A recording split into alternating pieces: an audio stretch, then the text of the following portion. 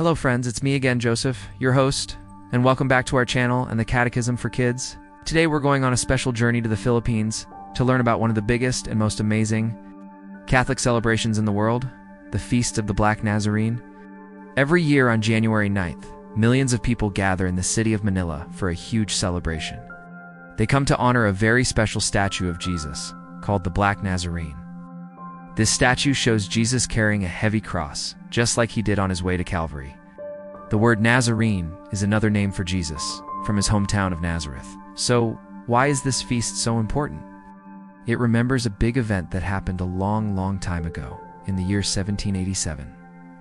This event is called the Traslación, which is a Spanish word that means transfer. On that day, the statue was moved in a grand procession from an old church in a walled city called Intramuros to its new home, the Quiapo Church, where it stays today. And every January 9th, people recreate this journey. It's not just a parade, it's a powerful act of faith. Millions of people, called devotees, walk with the statue for many hours. This huge procession, the Traslación, is the heart of the celebration. It shows their love for Jesus and their belief that he walks with them through all the hard times in their lives. Now you might be wondering, why is the statue called the Black Nazarene? Well, the story goes that the statue was carved from a dark wood called mesquite in Mexico over 400 years ago. It was brought to the Philippines by missionaries on a ship. Tradition says there was a fire on the ship, and while the statue survived, the smoke and heat turned it a dark color.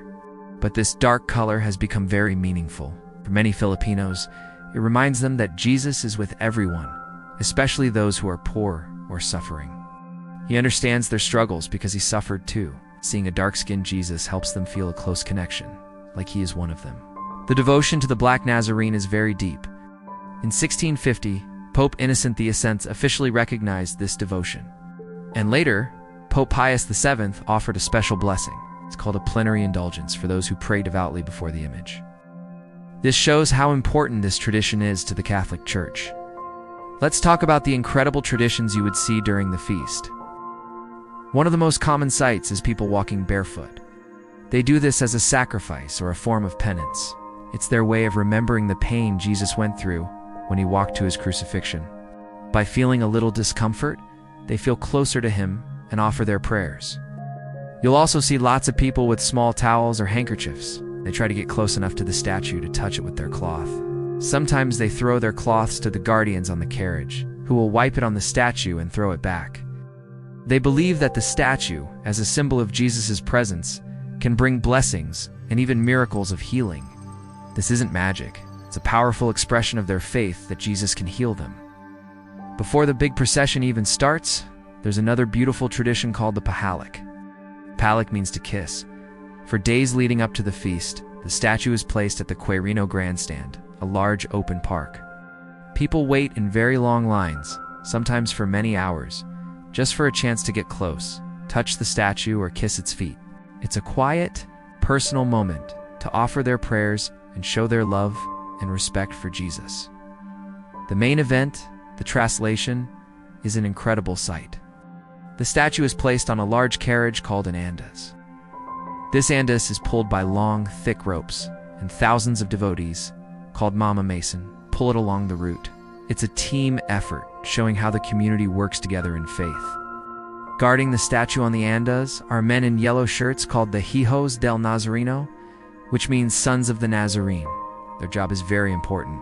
They protect the statue, help people who want to touch it, and guide the massive crowd along the 5.8-kilometer journey back to Quiapo Church.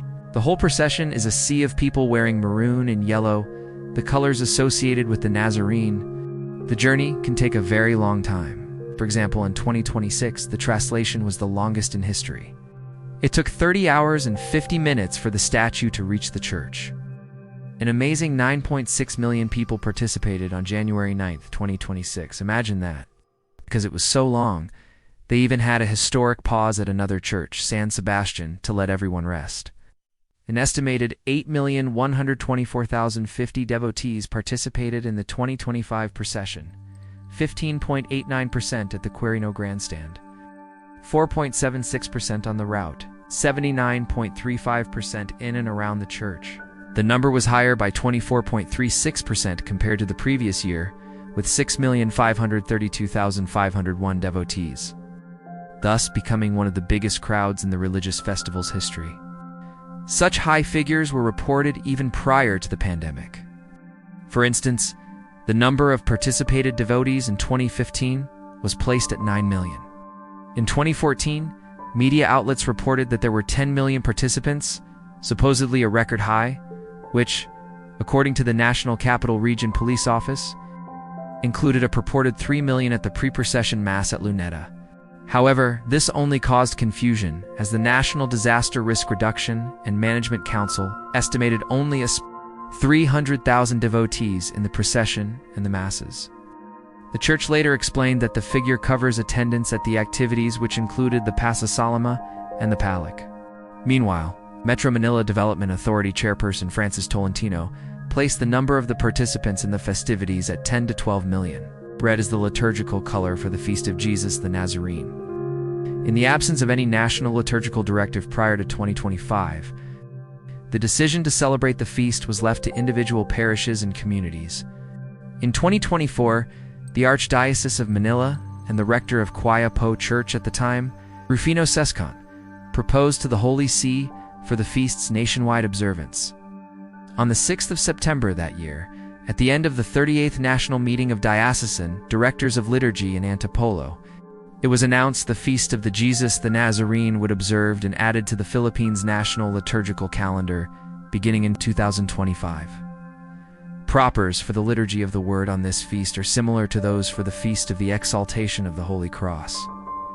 First reading is from Numbers chapter 21, verses 4b-9. Responsorial Psalm is taken from Psalm 78, 77, 1-2, 34, 35, 36-37, 38. And second reading is from Philippians chapter 2, verses 6-11.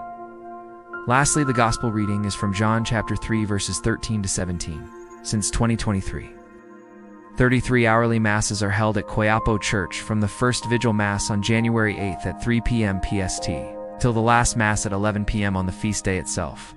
This is to accommodate the many pilgrims at the Basilica.